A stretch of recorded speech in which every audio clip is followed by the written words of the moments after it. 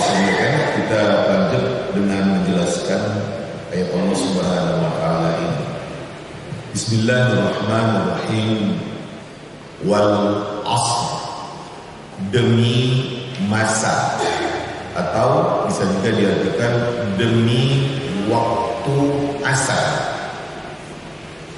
Innal insana lafi khusr, sesungguhnya manusia sungguh di dalam kerugian.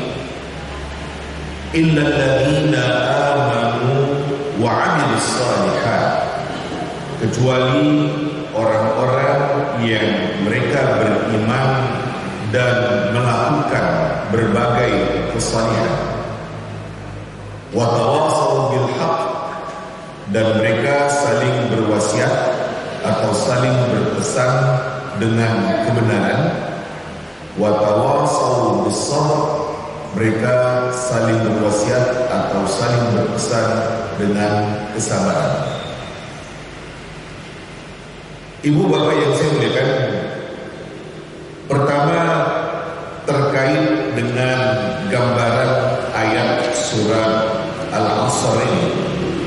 Pada masa Nabi Sallallahu Alaihi Wasallam ada yang diceritakan kepada kita oleh sahabat Amr bin As radhiyallahu anhu, yang disebutkan sahabat Amr bin As radhiyallahu anhu datang kepada Musailamah al-Kadzdzab.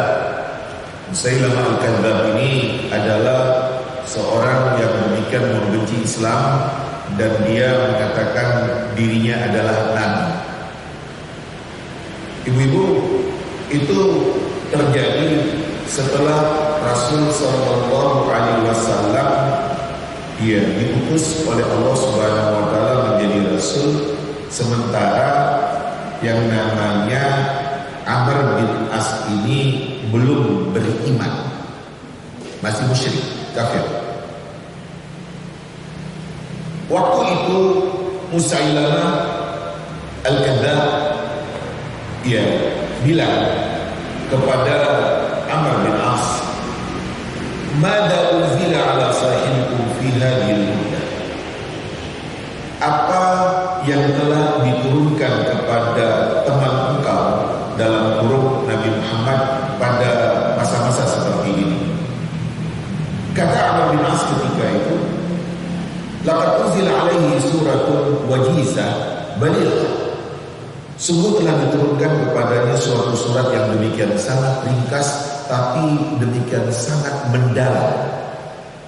Kata Musailamah, "Wa ma hiya?" Apa itu? Surat apa?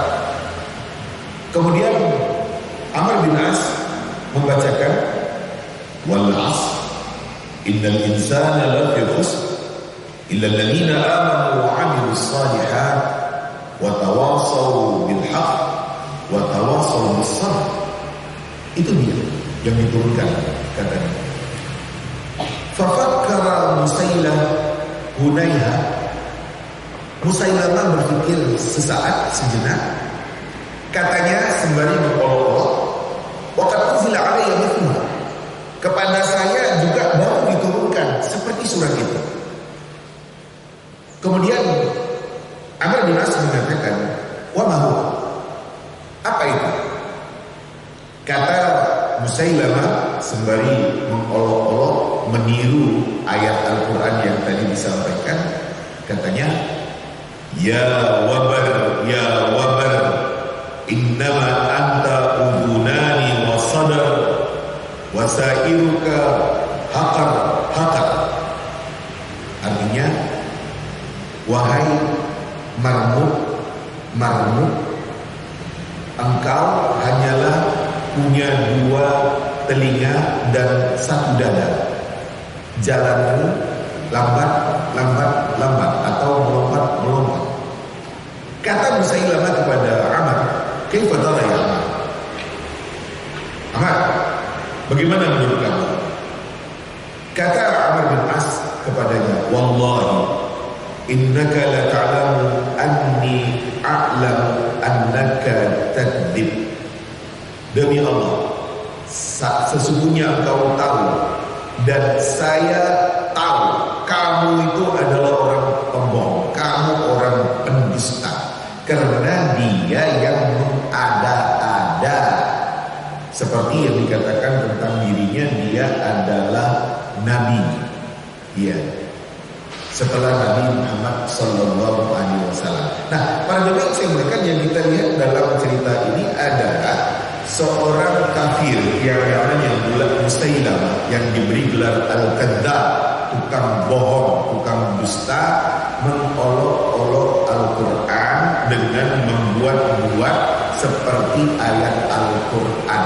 Tapi ya tidak ada ya artinya bila dibandingkan dengan surat Al-Asr yang diturunkan oleh Allah kepada Nabi Sallallahu Alaihi Wasallam, yang Nabi menurut sahabat Amr bin As tadi menerima surat yang demikian ringkas, padat, dan demikian mendalam, demikian mengguncang. Itulah surat Al-Asr. Karena Allah Subhanahu wa taala mengatakan wal asr, demi masa, innal insana lafi khusr, sesungguhnya manusia sungguh dalam kerugian, illal ladzina amanu wa 'amilus shalihat, kecuali orang-orang mereka yang beriman dan mereka selalu melakukan kesalihan-kesalihan, wa tawassaw bil haqq, mereka saling berpesan dengan kebenaran, wa tawassaw bis sabr, dan mereka saling berpesan dengan kesabaran. Ibu dan bapak yang saya muliakan, kita lihat selanjutnya gambaran ayat Allah Subhanahu wa taala ini. Allah Subhanahu wa taala di dalam surat ini bersumpah dengan asr, wal asr, demi masa. Ya, masa yang ada di dalam perjalanan hidup kita, di dalam kehidupan kita di dunia sekarang ini. Ibu dan bapak yang saya muliakan, kalau kita perhatikan ayat-ayat Al-Quran, Allah ada bersumpah dengan masa-masa atau dengan waktu-waktu yang ada di dalam kehidupan kita. Seperti Allah Subhanahu wa taala mengatakan wal fajr, demi waktu fajar. Ya, demikian juga Allah bersumpah dengan was-subh, demi waktu subuh. Demikian juga Allah Subhanahu wa taala bersumpah dengan wadduha, demi waktu duha. Dan ayat ini wal asr bisa diartikan demi waktu asar atau demi masa secara umum. Demikian juga Allah Subhanahu wa taala bersumpah dengan wan nahar, ya, demi waktu siang, wal lail, demi waktu malam. Ya, Allah Subhanahu wa taala bersumpah dengan waktu-waktu yang ada di dalam perjalanan kehidupan kita di dunia ini. Ada dua hal yang kita lihat dari sumpah Allah Subhanahu wa taala terkait dengan masa atau dengan waktu. Yang pertama sekali, perjalanan matahari yang muncul, terbit dan tenggelam. Ya, di mana dengan terbitnya matahari muncul siang, terbenamnya matahari muncul malam, dan itu adalah merupakan gambaran kebesaran Allah Subhanahu wa taala yang memutarkan malam dan siang, siang dan malam di dalam kehidupan kita. Di situ ada gambaran kebesaran Allah Subhanahu wa taala. Betapa Allah yang memutarkan antara siang dan malam, malam dan siang berganti-ganti di dalam perjalanan hidup kita di muka bumi Allah Subhanahu wa taala, dan itu yang mengendalikan adalah Allah Subhanahu wa taala. Secara umum kita katakan siang sengaja dibuat oleh Allah Subhanahu wa taala terang untuk kita bisa bekerja, berbuat dengan berbagai pekerjaan yang kita lakukan di dalam kehidupan kita di dunia sekarang ini. Sementara malam dibuat oleh Allah Subhanahu wa taala. Gelap itu adalah waktu untuk tidur atau waktu untuk istirahat. Ini gambaran umum tentang malam dan siang dari waktu-waktu yang diputarkan oleh Allah Subhanahu wa taala. Adakah manusia melihat kebesaran Allah Subhanahu wa taala di dalam perjalanan siang dan malam dengan waktu-waktu yang sudah disebutkan oleh Allah Subhanahu wa taala di dalam sumpahnya itu? Dan apa kegiatan yang akan diisikan oleh manusia di dalam batas-batas waktu yang ada? Ibu dan bapak yang saya muliakan, wal fajr, waktu fajar masih gelap semuanya. Iya, kita baru tidur dan kemudian kita sholat subuh. Subuh dalam arti kata pagi, iya, secara perlahan gelap kemudian diterangkan oleh Allah Subhanahu wa taala. Iya, masuk waktu duha, masuk waktu asar, siang sepanjang siang, malam dengan sepanjang malam yang ada. Apa kegiatan-kegiatan yang bisa kita isikan pada waktu-waktu yang ada itu? Kembali kepada kita semua dengan berbagai aktivitas kita di dalam kehidupan ini. Yang jelas Allah ingin kita memanfaatkan waktu itu dengan sebaik-baiknya. Ibu, bapak yang saya muliakan, kemudian innal insana lafi khusr, sesungguhnya manusia sungguh dalam kerugian. Perhatikan ungkapan ayat Allah Subhanahu wa taala ini. Di dalam potongan ayat Allah Subhanahu wa taala ini, Allah menyebutkan dengan penegasan, ada inna, sesungguhnya, ada la, sungguh. Sehingga kalau kita artikan innal insana lafi khusr, sesungguhnya manusia sungguh dalam kerugian. Itu penegasan dari Allah setelah Allah bersumpah dengan masa wal asr sebelumnya. Ya, ini artinya sangat penting sekali manusia memperhatikan apa yang dikatakan oleh Allah. Sesungguhnya manusia itu sungguh dalam kerugian. Sepertinya kita katakan pasti merugi kamu. Sebab kalau ungkapan tanpa penegasan inna dan la cukup al-insanu fi khusrin, tapi itu kurang menekankan, kurang menegaskan. Makanya Allah Subhanahu wa taala memberikan penekanan dan penegasan sehingga Allah menyebutkan innal insana lafi khusr, sesungguhnya manusia sungguh di dalam kerugian. Ibu dan bapak yang saya muliakan, al-insan menyebutkan jenis. Iya, pokoknya siapapun dia, manusia pasti merugi. Ini ketegasan dari Allah Subhanahu wa taala di dalam suatu pengumuman yang diumumkan, innal insana lafi khusr, sesungguhnya manusia sungguh di dalam kerugian, pasti rugi kata Allah Subhanahu wa taala. Setelah Allah Subhanahu wa taala mengatakan seperti demikian, kemudian Allah memberikan pengecualian.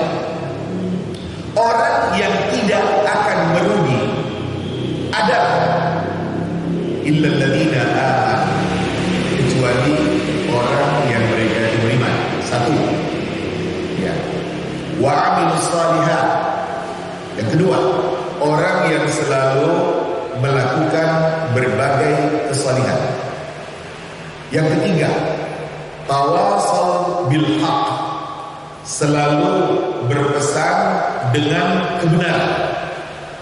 Yang keempat, tawasau bis sabr, saling berpesan dengan kesabaran. Empat orang dengan sifat seperti inilah yang dikatakan tidak akan merugi. Ya, kalau secara umum manusia merugi.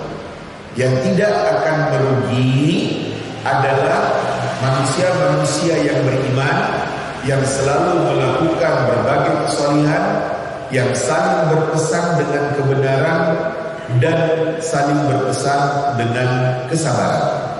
Nah, Ibu dan Bapak yang saya muliakan, Allah sudah tegaskan hal ini kembali kepada manusia. Apakah manusia mau beriman atau tidak mau beriman? Ternyata ada manusia yang tidak mau beriman, dalam kurung orang kafir. Ya, orang kafir pasti merugi. Pasti merugi. Merugi di dalam kehidupan dunia dan merugi dalam kehidupan akhirat. Ini terkait dengan orang kafir, pasti merugi kata Allah Subhanahu wa taala. Sebab Allah sudah kecualikan yang tidak akan merugi itu adalah orang yang beriman. Nah, Ibu dan Bapak yang saya muliakan, orang yang beriman tidak akan merugi. Iya, terutama sekali dalam kehidupan hari akhirat nanti, karena nilai iman yang ada pada diri seorang yang beriman itu. Kalaupun di dalam kehidupan dunia dia dikatakan ada merugi, tapi ya sedikit. Ya bila dibandingkan dengan orang kafir. Orang kafir itu total merugi dunia akhirat. Kata Allah Subhanahu wa taala, di dunia dia tidak pernah diridhai oleh Allah Subhanahu wa taala. Ya di akhirat dia pasti akan ya dilemparkan oleh Allah ke dalam neraka. Kalau ada orang beriman merugi, barangkali di dalam dia berusaha berdagang umpamanya dia merugi, tapi ketika kembali kepada Allah di akhirat nanti, orang beriman itu beruntung karena akan mendapatkan surga Allah Subhanahu wa taala. Allah katakan seperti demikian. Karena ibu-ibu, bapak yang saya muliakan, iman adalah merupakan nikmat yang tertinggi dari sekian banyak nikmat yang kita terima di dalam kehidupan ini. Nikmat yang paling tertinggi adalah nikmat iman, ditambah dengan nikmat-nikmat yang lain yang demikian sangat banyak yang kita terima di dalam kehidupan. Kenapa dikatakan iman adalah merupakan nikmat yang tertinggi? Karena apapun yang kita lakukan di dalam kehidupan ini dinilai oleh Allah. Ada poin. Dan balasannya di dunia ada, di akhirat juga ada. Balasan akhirat adalah balasan yang maksimal dalam kurung surga. Ya. Sementara orang kafir tidak beriman, kebaikan orang kafir di dunia dibalas oleh Allah Subhanahu wa taala. Contoh, orang kafir dermawan akan ditambah rezekinya oleh Allah Subhanahu wa taala. Tapi di akhirat tidak ada. Karena dia yang kafir, karena dia yang menyekutukan Allah Subhanahu wa taala. Jadi orang kafir itu merugi betul ketika nanti di akhirat, ketika dikembalikan oleh Allah Subhanahu wa taala, karena kebaikan-kebaikan yang dilakukannya waktu hidup di dunia tidak ada nilainya sama sekali, dan Allah akan melemparkan orang kafir itu ke dalam neraka, abadi di dalam neraka untuk orang kafir. Allah Subhanahu wa taala mengatakan yang pertama, yang tidak akan merugi adalah orang yang beriman. Ibu-ibu, bapak yang saya muliakan, ya, iman yang dimaksud adalah iman yang kokoh, iman yang tangguh. Ya. Iman yang kokoh, iman yang tangguh. Ya, yang betul-betul terhunjam di dalam hati seseorang. Saya simpulkan tentang iman, Iman itu adalah meyakini kebenaran yang dikatakan oleh Allah dan kita berjalan di atasnya. Yakin akan kebenaran yang dikatakan oleh Allah Subhanahu wa taala terkait dengan kehidupan kita di dunia sekarang, demikian juga kehidupan nanti setelah dunia. Yakin kita, dan kemudian kita berjalan di atas itu. Ya. Terus kita berjalan di atas prinsip-prinsip iman yang dikatakan oleh Allah Subhanahu wa taala. Jadi dalam arti kata iman yang sebenarnya. Nah, ternyata di dalam kehidupan kita, ibu-ibu, bapak yang saya muliakan, ada orang di antara kita yang imannya kuat, betul-betul yakin dengan kebenaran yang dikatakan oleh Allah Subhanahu wa taala, dan ada orang yang imannya tipis. Ya, yang dimaksud oleh Allah Subhanahu wa taala adalah orang yang imannya kuat, orang yang imannya kokoh, orang yang imannya tangguh, karena dia yang demikian sangat yakin dengan apa yang nah, sementara orang yang tipis iman, ya ibu dan bapak yang saya muliakan, ia tidak akan maksimal dengan apa yang dikatakan oleh Allah Subhanahu wa taala. Orang yang tipis iman tidak akan maksimal. Ya. Nah, kuatnya iman, ya. Di samping dasarnya adalah meyakini kebenaran Allah Subhanahu wa taala, berikut adalah faham dan mengerti dengan agama ini. Mengerti dengan kata Allah di dalam ayat, mengerti ya dengan apa yang dikatakan oleh Rasul di dalam hadis-hadisnya, yang artinya dia punya prinsip iman di dalam kehidupan ini. Nah, ini dia. Saya contohkan ibu-ibu, bapak-bapak yang saya muliakan, kita contohkan beramal umpamanya. Orang beriman itu yakin dikala dia beramal pasti akan diganti oleh Allah Subhanahu wa taala. Yakin, seyakin-yakinnya. Makanya dia beramal. Ya. Orang yang tipis iman ragu-ragu di dalam beramal. Nah, ini pengertian-pengertian iman itulah yang harus kita miliki agar kita betul-betul mengamalkan apa yang ada di dalam agama ini. Itu pertama tentang iman. Illal ladzina amanu, kecuali orang-orang yang mereka beriman, dalam arti kata iman yang kokoh, iman yang tangguh, iman yang sebenarnya, yang demikian tertanam pada diri seseorang itu, wa aqimus shalihat, dan dia orang-orang itu melakukan berbagai kesalihan. Perhatikan di dalam ungkapan ayat Allah Subhanahu wa taala selalu menyebutkan wa amilus shalihat. Mereka melakukan berbagai kesalihan. Artinya semua bentuk kesalihan, bentuk kebaikan dilakukannya kalau memang dia mampu, kalau memang ada kesempatan. Jadi tidak satu kesalihan saja, tidak dengan satu kebaikan saja. Semua kebaikan, kalau memang saya bisa melakukannya, saya lakukan. Bisa beramal saleh dengan harta karena dia kaya, dia kasihkan hartanya. Bisa beramal saleh dengan ilmu, dia sampaikan ilmunya.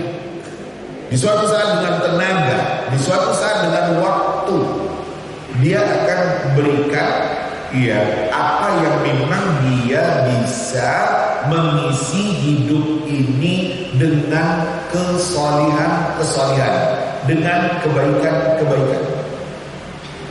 Ibu dan bapak yang saya muliakan, kita di dalam kehidupan ini tahu apakah kita memang mengisi hidup yang ada ini dengan yang baik-baik, dengan yang bermanfaat, dengan gambaran-gambaran ketaatan, atau sebaliknya. Tahu kita. Iya. Bagaimana kita dengan hidup ini? Saya isi hidup saya yang ada dari waktu-waktu yang ada dengan yang baik-baik, dengan yang bermanfaat, dengan yang menggambarkan ketaatan dan ketundukan kepada Allah Subhanahu wa taala. Apakah saya memang seperti itu? Kita tahu. Atau ada orang yang kita katakan dia ngisi hidupnya dalam kurun waktu-waktu yang ada pada hal-hal yang tidak baik. Rasanya orang umpamanya rumpi terus, itu kan tidak baik. Ada orang yang suka rumpi, ya, nggak bermanfaat, malah mudarat, ya, bahkan di suatu saat maksiat. Kita lihat di dalam kehidupan kita, ada orang yang istilahnya membunuh waktu. Orang yang membunuh waktu itu orang yang buang waktu, cangkruan sekian lama, duduk ngobrol kesana kemari. Ada orang yang seperti itu, ya, dia tidak merasa rugi, padahal rugi, ya, padahal rugi. Nah, ibu bapak yang saya muliakan, suatu yang kita katakan kelalaian manusia di dalam kehidupan ini, merasa tidak merugi dengan membuang waktu percuma, tidak bermanfaat, tidak merasa merugi. Ada orang yang seperti itu. Itu yang saya contohkan, cangkruan sekian lama ngobrol kesana kemari, gak ada apa-apanya, gak ada apa-apanya. Ya, dia gak merasa merugi. Padahal waktu yang ada ini jauh lebih berharga dibandingkan dengan kekayaan emas, perak, berlian, dengan bermacam-macam yang ada. Karena kalau waktu yang ada itu lepas, tidak dimanfaatkan, tidak bisa didapatkan gantinya. Tapi kalau saya ya lepas, ya hilang barang berharga saya, emas, berlian, perak, apa namanya, bisa saya cari gantinya.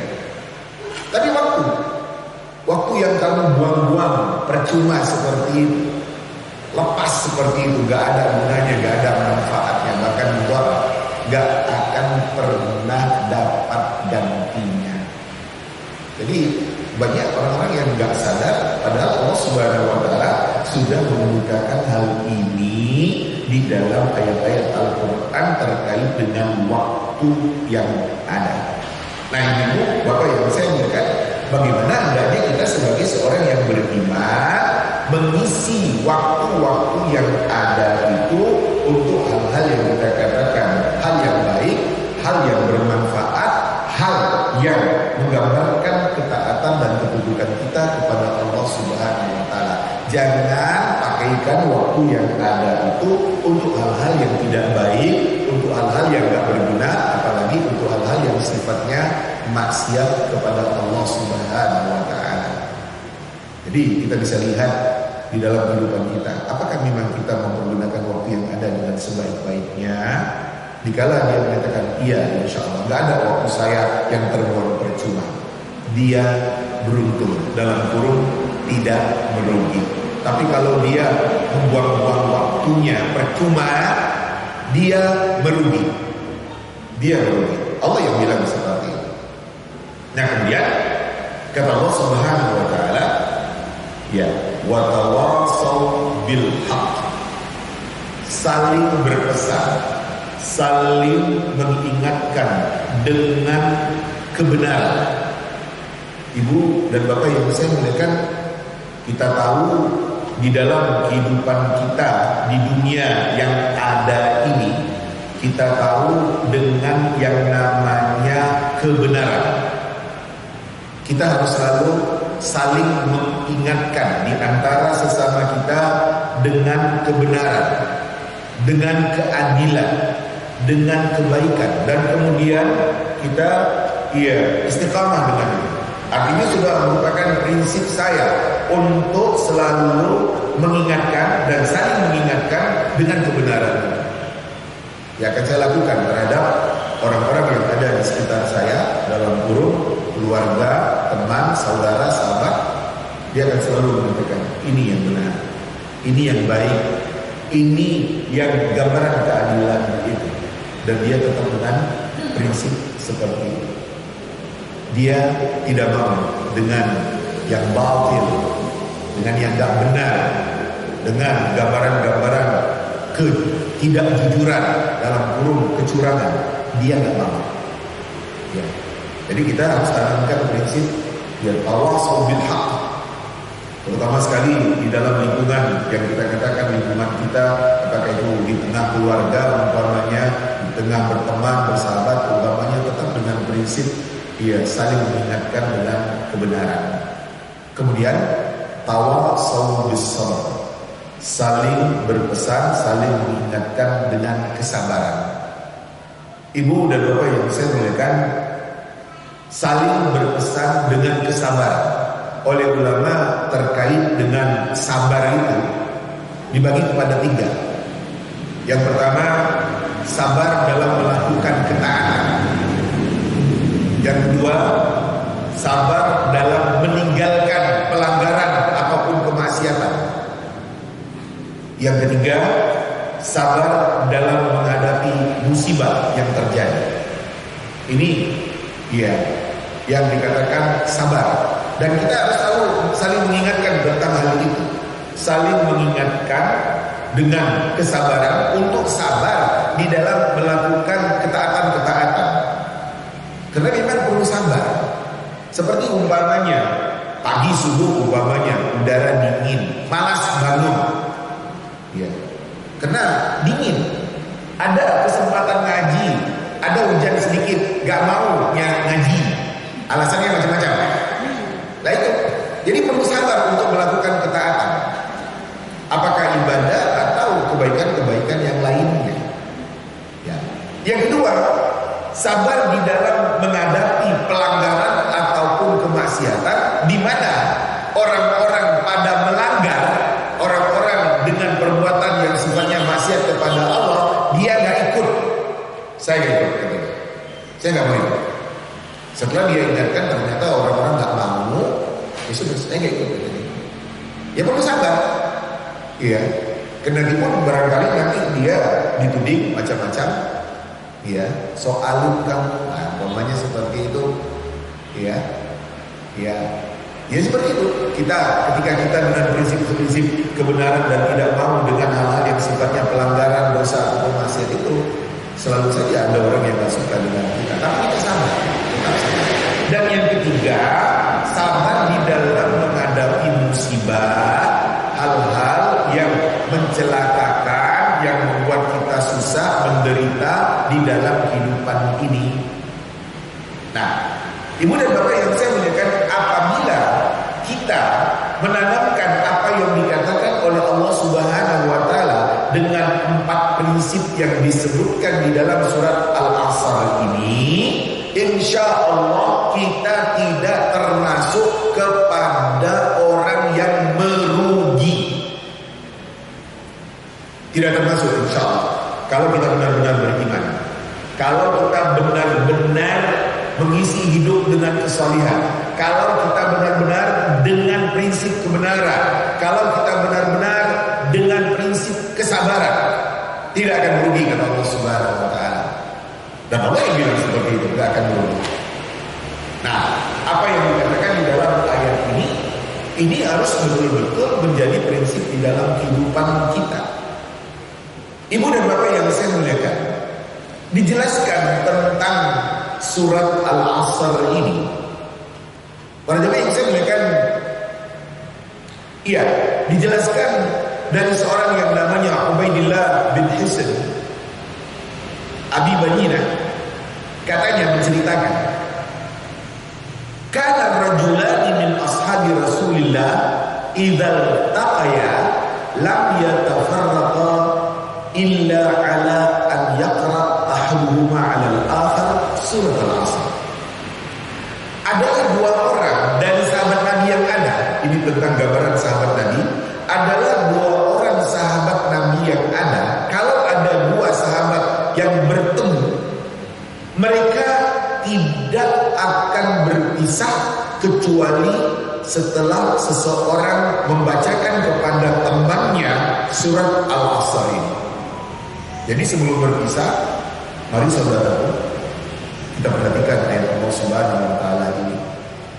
Wal 'asr innal insana lafi khusr illa alladziina aamanu wa 'amilus shalihat wa tawassaw bil haqq wa tawassaw bis sabr. Baru mereka pisah.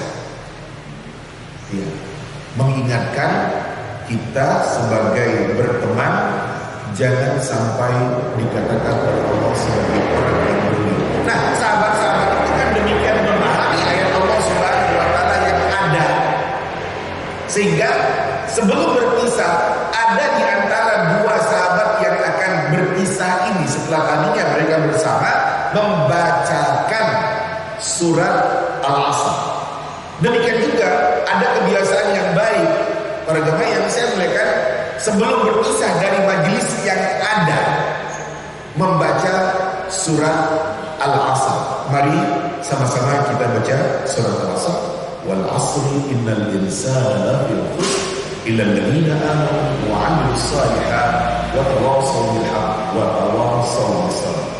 Ketika kita paham dengan ayat itu, ini prinsip yang kita pakai di dalam kehidupan kita, sebab kita gak mau dikatakan sebagai orang yang merugi seperti yang dikatakan oleh Allah Subhanahu wa taala. Makanya kita perlu mengerti apa isi ayat di dalam surat Al-Asr ini. Para jemaah yang saya muliakan, Imam Asy-Syafi'i mengatakan, "Lau tadabbara an-nasu hadhihi surah la wasi'atkum." Kalau sekiranya orang-orang mentadabburkan surat ini, mendalami, menjiwai apa yang ada di dalam surat ini akan cukup melapangkan kehidupan mereka. Cukup bagi mereka dan akan melapangkan mereka. Ini kata-kata dari Imam Asy-Syafi'i.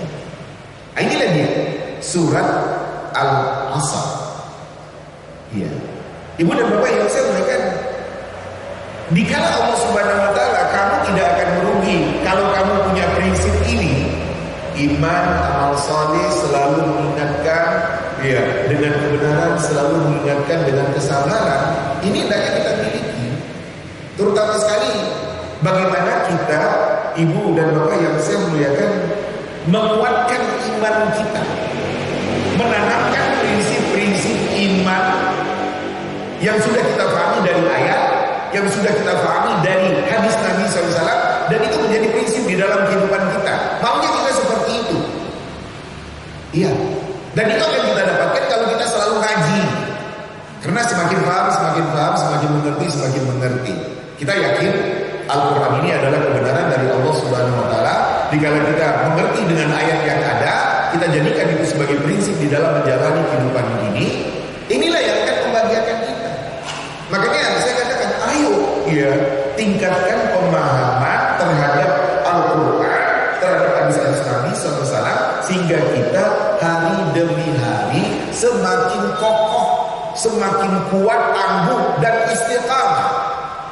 Nah ternyata ada di antara saudara-saudara kita yang kita katakan imannya tipis, karena pengertian keagamaan, kesadaran beragamanya tipis. Orang yang tipis iman, dia rugi sebenarnya. Tapi tidak merasa rugi, padahal dia merugi. Contoh, orang yang sibuk dengan pekerjaan duniawi sehingga sholatnya berantakan, amalnya minim, rugi orang itu. Tapi dia tidak merasa merugi. Iya. Karena kan keberhasilan kita di dalam kehidupan di dunia sekarang ini, ujungnya kan kita tinggalkan. Ujungnya kan kita tinggalkan, gak kita bawa. Nah dia saking sibuk ngejar dunia, ngejar harta dengan berbagai fasilitas duniawi yang ada, ternyata ibadahnya tipis, amalnya minim, mati. Lah kan rugi. Karena dunia ini kan masih berakhir. Yang abadi itu nanti dalam kurung akhirat, surga. Ya kan? Tapi banyak orang yang kita katakan gak sadar bahwasanya dia merugi, padahal dia merugi. Contoh yang lain, secara khusus laki-laki yang gak sholat jamaah dengan sholat 5 waktu yang ada, dia tidak pernah merasa rugi, padahal dia rugi. Saya selalu katakan, cobalah lihat gambarannya. Sholat berjamaah di masjid, pahalanya 25 kali lipat atau 27 kali lipat bila dibandingkan dengan sholat sendiri. Ya, Kalau sekiranya ya kelipatan pahala itu dikonversi jadi uang, kalau seseorang kita katakan istiqamah sholat 5 waktu di masjid, 5 kali 25 125 ribu, atau 5 kali 27 ya sama dengan 135 ribu. Yang sholat sendiri di rumah di kamarnya 5 kali 1 5 ribu. Gak merasa merugi ya Pak? Anda kan sholat Anda kan di rumah terus, paling berjamaah itu hanya waktu Jumatan, yang lain enggak. Tapi itulah yang saya katakan tadi, dia tidak merasa merugi, padahal sebenarnya dia merugi. Bayangkan kalau saya punya uang 125 ribu atau 135 ribu, saya katakan saya berani masuk restoran makan enak saya. Kalau saya sendiri makan gak habis 125 ribu, gak habis 135 ribu. Kalau saya hanya punya uang 5 ribu ya paling nasi pecel atau nasi kucing saya bilang. Nah kan itu. Tapi banyak orang yang merasa gak merugi, padahal dia merugi. Termasuk contoh yang selalu saya ungkapkan, ibu dan bapak yang saya muliakan, khusus bapak-bapak, pada hari Jumat disunnahkan, dianjurkan untuk datang awal ke masjid untuk memanfaatkan hari Jumat yang ada dengan sholat sunnah, zikir, doa, baca Quran, muhasabah diri. Hadis Nabi menjelaskan kepada kita, yang datang awal pada saat-saat pertama dari hari Jumat seperti berkorban seekor onta, kemudian sapi, kambing, ayam, telur. Kan itu iya urut-urutannya yang dijelaskan oleh Nabi. Saya selalu katakan ya, berapa harga onta di Arab kita nggak tahu pasti harganya, tapi berapa harga sapi waktu Idul Adha, kan gitu. Kalau umpamanya kepada peserta korban yang ada 3 juta satu orang kali 7 berarti 21 juta, seperti berkorban seharga seekor sapi, kambing, iya, kemudian ayam, telur. Dan kalau terlambat tidak mendapatkan fadilah Jumat. Saya selalu sindir dengan kalimat seperti ini. Ada suami yang diingatkan oleh istrinya, ya, nggak Jumatan, belum azan katanya. Astagfirullahaladzim, nggak ngerti ya. Nah kan ini. Jadi dalam kehidupan kita ada orang yang merugi, tapi dia tidak pernah merasa merugi. Kenapa? Karena imannya tipis, karena pemahaman dan pengertiannya tentang agama ini demikian minim, gak ngaji, gak ada baca, gak ada bertanya. Lah akhirnya rugi.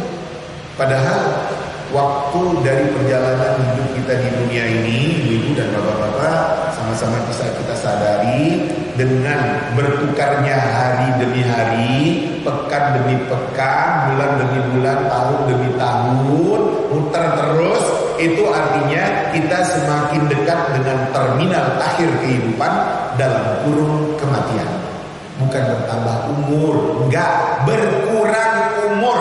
Dalam arti kata berkurang kesempatan hidup di dunia ini. Kalau udah mati, putus untuk beribadah, putus untuk beramal. Makanya lagi masih hidup dan masih ada kesempatan, ibu-ibu, bapak-bapak yang saya muliakan, alhamdulillah waktu bangun tidur, ya ternyata aku masih dihidupkan oleh Allah Subhanahu Wa Taala. Nah, apa yang akan diisikan dalam hari yang masih diberikan oleh Allah Subhanahu Wa Taala kepada kita?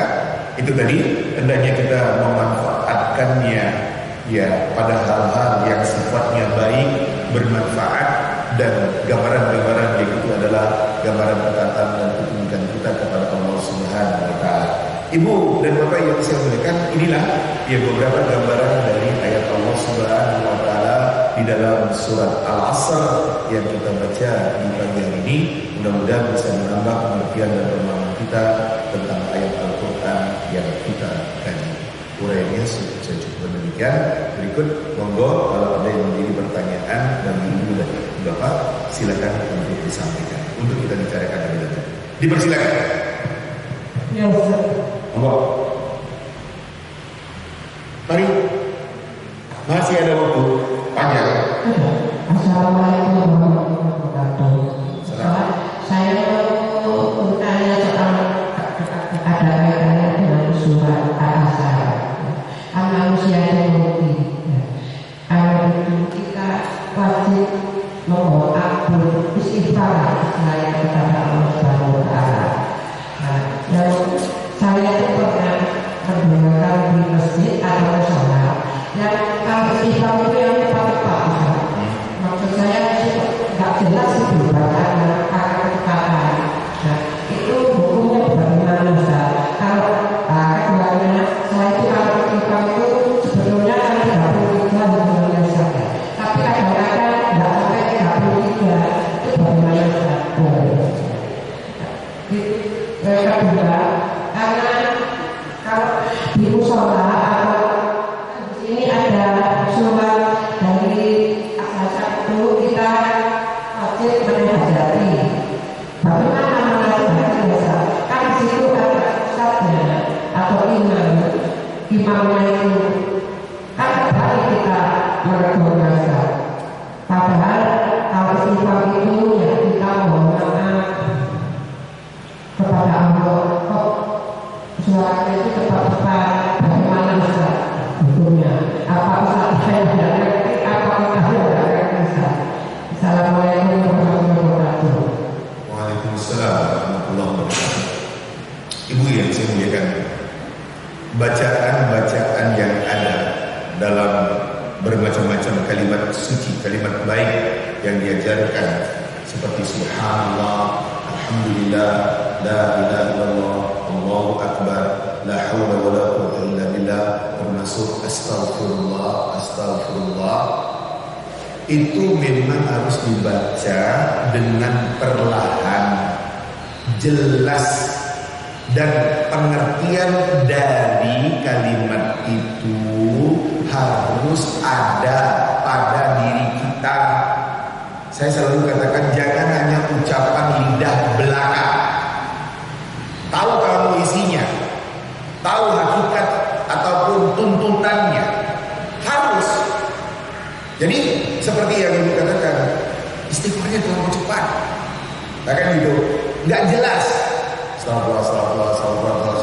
Apa itu? Kan gitu ya. Iya. Jadi kita katakan enggak dengan yang cepat-cepat. Sebab kalau dengan cepat-cepat itu kan nggak jelas. Ya, seperti umpamanya, ya orang yang berzikir ya habis sholat itu subhanallah subhanallah kan cepat keluar tuh, tapi ya Allah apa itu? Kan nggak jelas, nggak boleh, tidak boleh. Jadi, iya, apa yang kita baca, yang kita ucapkan benar, perlahan dan terhunjam pengertiannya. Jadi ibarat tetesan-tetesan air yang netes itu. Subhanallah, subhanallah, subhanallah, subhanallah. Alhamdulillah, alhamdulillah, alhamdulillah. Allah akbar, Allah akbar, Allah akbar. Termasuk astagfirullah, astagfirullah, astagfirullah, astagfirullah, atau astagfirullah, astagfirullah, astagfirullah, la ilaha illallah, harus jelas, perlahan, pengertiannya juga kita ngerti. Nah ini dia, barulah itu yang akan mempengaruhi kita di dalam kehidupan ini, membekas. Ya membekas. Kalau ucapan lidah belaka nggak ada apa-apanya saya bilang. Saya selalu contohkan gini tentang kalimat istighfar yang ibu katakan itu. Ya, selalu saya contohkan gini, Pak Bu, ketika kita beristighfar minta ampun kepada Allah, itu hakikatnya stop pelanggaran, stop perbuatan dosa yang kamu tahu itu dilarang. Selalu saya contohkan. Saya katakan ada ibu pedagang di pasar, bapak pedagang di pasar, timbangannya nggak bener. Dia sholat, habis sholat dia istighfar, astagfirullah, astagfirullah, astagfirullah. Tapi timbangannya nggak bener. Saya katakan percuma kamu istighfar kepada Allah Subhanahu Wa Taala karena kamu mencurang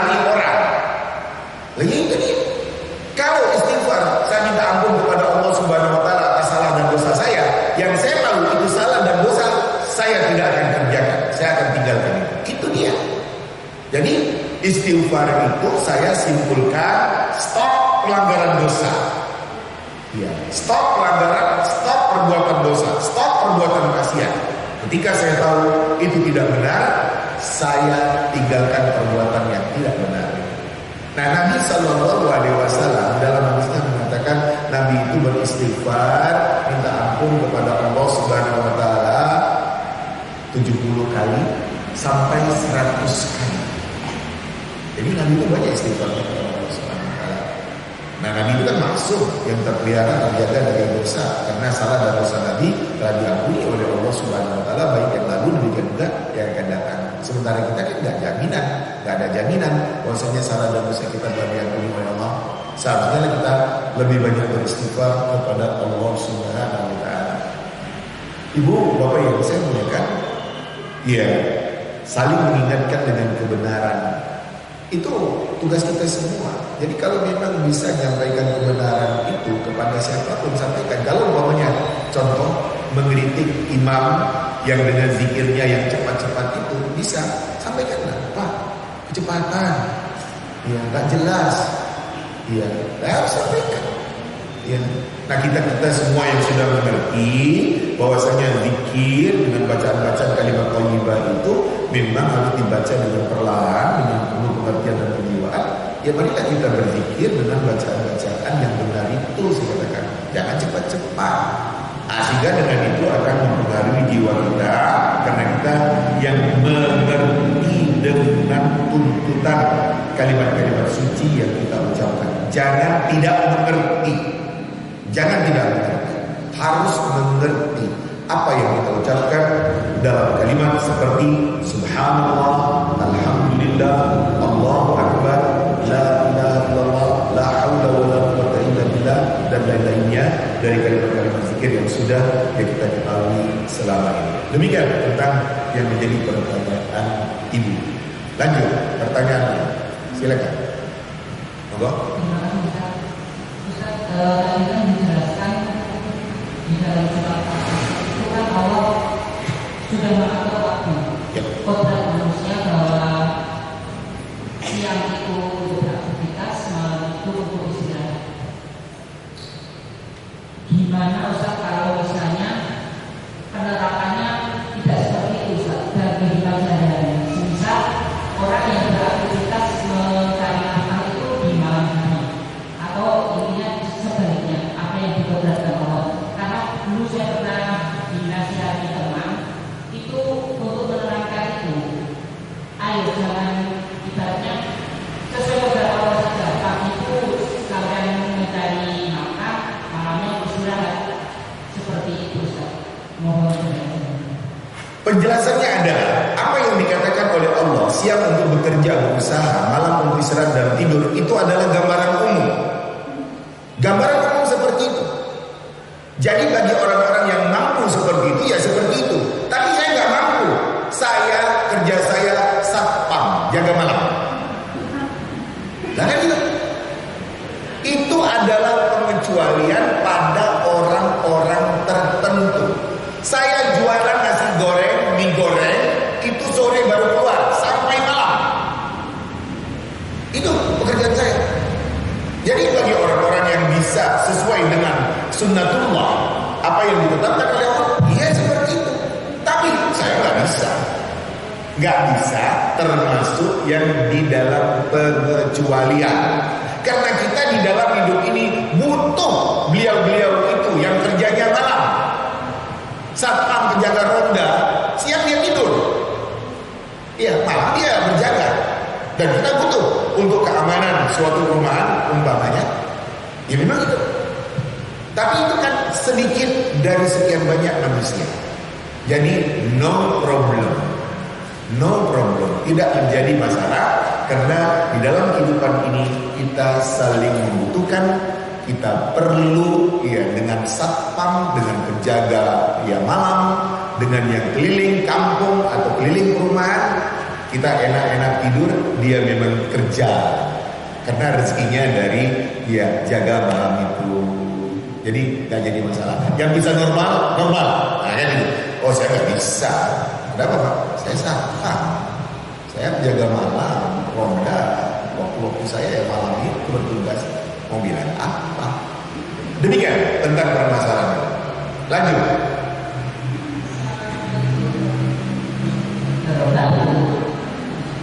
Maaf saja, sebenarnya pertanyaan ini sebenarnya lalu tentang tobat, tapi waktunya sudah tidak cukup. Sekarang tidak apa-apa saja. Betul. Apa itu? Yang pertama yang ditanyakan adalah cara bertobat yang benar supaya tobat kita diterima oleh Allah Subhanahu wa Ta'ala. Terus yang kedua, penjelasan tentang sholat taubat. Terima kasih. Oke. Bu, untuk bertaubat itu ada persyaratan yang disyaratkan oleh ulama. Pertama, menyesali perbuatan-perbuatan dosa atau pelanggaran pada hari-hari yang berlalu. Nyesal kita. Yang kedua, janji bertekad untuk tidak mengulanginya lagi. Yang ketiga, mengatasinya dengan ketaatan dan kesolihan, sehingga gambaran dulu itu nggak ada pada dirinya yang sudah bertobat. Saya selalu simpulkan, taubat itu berubah. Gambaran dulu itu nggak ada lagi pada diri saya. Dulu memang iya saya seperti itu, ngaku saya, tapi sekarang nggak ada. Jadi taubat itu berubah, sehingga temannya kaget ketika ketemu dengan dia. Kamu kayak ini, yang dulu teman saya nggak sholat, yang dulu kamu itu orangnya modelnya seperti itu, sekarang masya Allah khusyuk, tawadhu, penampilannya, ucapannya, kata-katanya. Ya itu taubat. Jadi taubat itu berubah. Kalau dia teringat dengan salah dan dosanya pada hari-hari yang berlalu itu, nangis dia. Dan dia tidak akan pernah cerita tentang dia yang jahat dulu, tentang dia yang maksiat dulu. Kalau ada orang yang masih berbangga dengan dosa yang pernah dilakukannya dulu, tanda dia tidak taubat. Saya contohkan untuk lebih jelas. Dia adalah anak buah kapal yang berlayar kemana-mana. Ya, katanya dia tobat, tapi dia cerita kalimatnya seperti ini. Saya di mana turun, saya cobai perempuan yang ada di sana. Di Afrika saya coba orang hitam itu. Di Eropa saya coba yang putih itu. Astagfirullahaladzim. Bangga kamu dengan dosa. Kalau dia masih cerita seperti itu, dia tidak bertobat. Malunya kalau dia ingat dengan dosanya yang dulu itu, nangis dia, minta ampun dia kepada Allah. Ya Allah, aku minta ampun. Ini yang benar-benar bertobat. Jadi gak ada kebanggaannya dengan dosa yang pernah dilakukannya. Bahkan kalau umpamanya ada seseorang yang bertanya kepada dia, Pak, kabarnya Bapak dulu waktu muda penjahat ya? Siapa bilang? Cerita orang. Gak ada. Dia tutupi itu. Bukan dia cerita tentang maksiatnya waktu masih muda dulu. Kalau ada orang yang cerita masa mudanya maksiat, bangga dengan itu, dia belum bertobat. Karena orang yang bertobat menyesal dengan apa yang dilakukannya, nangis dia dengan salah dan dosa yang pernah dilakukannya dahulu. Ini dia orang yang bertobat. Kemudian tentang salat tobat, ibu dan bapak yang saya dengarkan tentang hadis yang berkaitan dengan salat tobat, benar adanya. Ya, berdasarkan hadis, kata sahabat Ali bin Abi Thalib, saya kalau ada orang yang cerita hadis Nabi kepada saya minta dia bersumpah. Kalau memang dia mau bersumpah bahwasanya memang dia benar-benar mendengar hadis itu dari Nabi, saya terima. Tapi kalau tidak, enggak saya terima. Adalah Abu Bakar yang menceritakan kepada saya, kata Ali. Kata Nabi, hadis yang diriwayatkan oleh Abu Bakar, kata Nabi, apabila seseorang melakukan perbuatan dosa, kemudian dia berwudu, bersuci, dan sholat 2 rakaat, minta ampun kepada Allah Subhanahu wa Ta'ala, Allah akan memberikan ampunan kepadanya. Ini hadisnya. Jadi benar hadisnya. Nah seperti itu. Saya selalu mengatakan salat sunat taubah itu kasuistis. Bukan setiap saat. Salat apa Bu? Salat apa Pak? Salat taubat. Enggak, saya bilang. Enggak, saya bilang enggak. Nah, saya selalu contohkan seperti ini. Dia dijebak oleh temannya, sehingga akhirnya dia minum minuman keras dan kemudian berzina dengan seorang wanita. Habis itu dia itu istighfar, astagfirullah la ilaha illallah, apa yang kulakukan tadi malam. Nah, dia merasa telah berlumuran dosa, mengkhianati istrinya.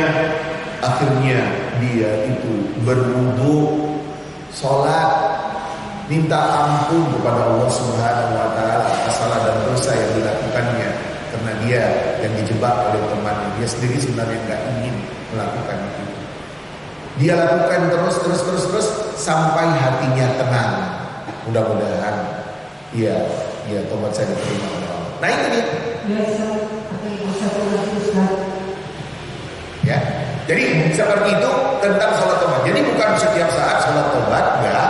Ibu dan bapak yang bisa melihat keberadaan kita dengan ibadah kita, insya Allah kita akan mendapatkan ampunan dari Allah. Sholat yang kita lakukan, sholat malam yang kita lakukan, istighfar yang kita lakukan, ya puasa yang kita lakukan, demikian juga haji yang kita lakukan, ya. Jadi insya Allah kita akan mendapatkan keampunan dari Allah kalau kita dengan ibadah-ibadah yang kita lakukan, termasuk dengan istighfar yang kita ucapkan. Terakhir, monggo. Assalamualaikum warahmatullahi wabarakatuh. Yang kami tanyakan yaitu tentang tadi dikatakan orang kafir nanti di akhirat dapat uang. Yang saya tanyakan, kriteria orang kafir itu sebenarnya bagaimana? Apa hanya khusus pada orang yang meninggalkan sholat saja? Terus karena yang saya ketahui karena dengar ada orang sholat terlalu cepat karena bacaannya tidak jelas sehingga makmum itu tidak bisa mengikuti. Itu apa juga dikatakan orang kafir yang kafir.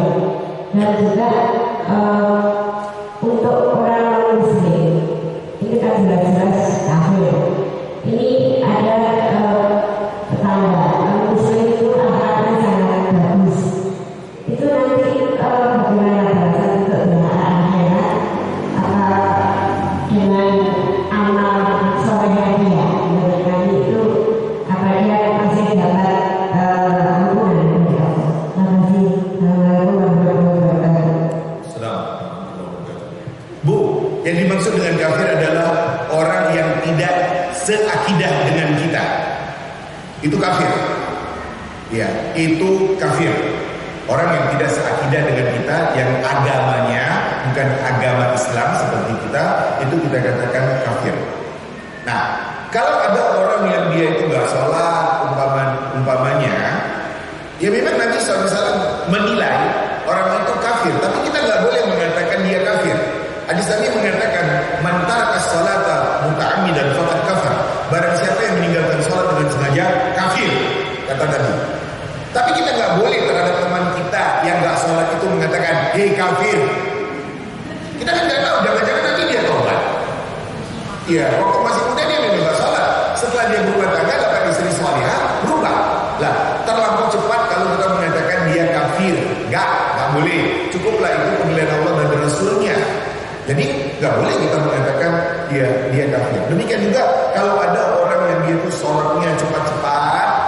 Ibu dan bapak yang saya muliakan, Nabi memang demikian sangat mengkritik orang yang cepat-cepat di dalam sholat yang dilakukannya. Dengan arti kata nggak boleh, dilarang oleh Nabi. Ya, aswa'un nasi sarqatan alladhi yasriqu min salati. Orang yang paling jahat dalam mencuri adalah orang yang mencuri dari sholat yang dia lakukan. Sahabat tanya, wa kaifa yasriqu ahadun min salati ya Rasulullah? Ya Rasulullah, bagaimana orang yang dikatakan dia itu mencuri dari sholatnya? Kata Nabi, alladzi la yutimmu ruku'ahu wa sujudah. Itulah orang yang tidak menyempurnakan rukunya dan enggak menyempurnakan sujudnya. Saya selalu katakan, apa yang didapatkan dari sholat yang cepat-cepat seperti itu? Enggak ada. Sementara kita ingin mendapatkan sesuatu dengan sholat yang kita lakukan, dan itu dengan bacaan yang perlahan, yang Setiap ayat yang kita baca atau bacaan-bacaan sholat yang kita baca demikian menggunjang, demikian berkesan pada hati kita. Dan itu yang diinginkan, sehingga akan membentuk diri kita jadi orang baik dengan sholat yang kita lakukan. Nah, kalau ada orang kafir, non-muslim yang kita katakan tadi, betapapun baiknya di dunia ini, di akhirat nol, tidak dapat apa-apa. Karena dia yang menyebutkan Allah Subhanahu wa Ta'ala. Allah tidak akan mengampuni seseorang kalau dia mati dalam keadaan musyrik. Tidak ada ampun untuk orang yang mati dalam keadaan kafir.